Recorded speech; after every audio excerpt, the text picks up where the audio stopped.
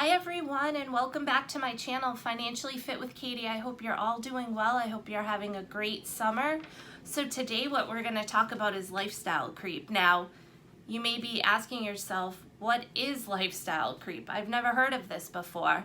So what lifestyle creep is, it's when a higher income leads to more spending. Makes sense, right? Often when your salary is increased, your extra earnings are spent on eating out more.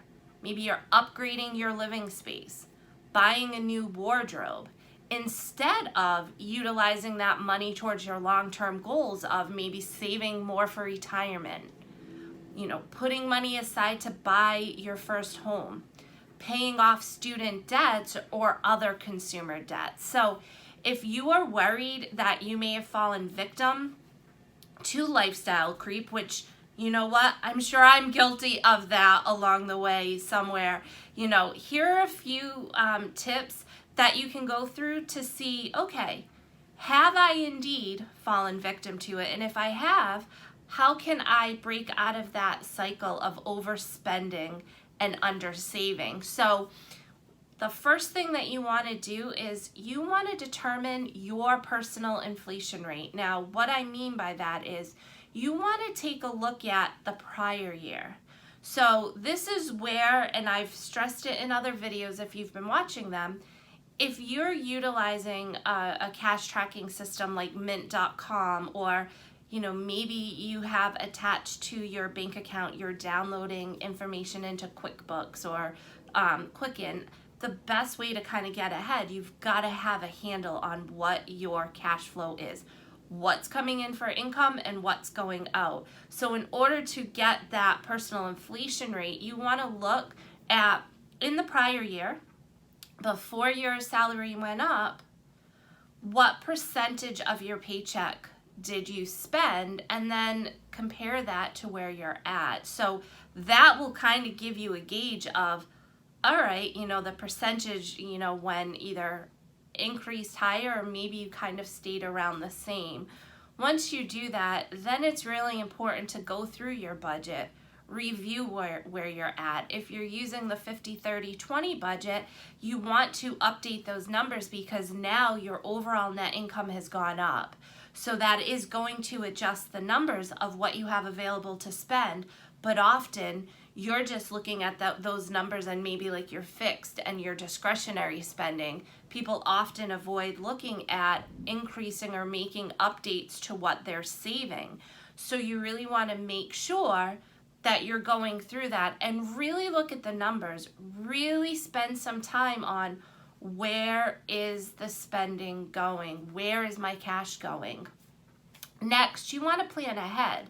So before, you hopefully are getting, maybe annual or every other year you're getting some type of a salary increase, or, if you've been promoted, if you can set up and make sure you're looking at the percentages and you are putting aside a percentage of your pay, then as your salary is going up, then your savings is gonna automatically increase. So these are things that you wanna be taking a look at. So anytime that your salary is going up, that is always a good time to review what's going into your personal savings, but also check your retirement account. Go up a percentage or 2% within your employer retirement plan.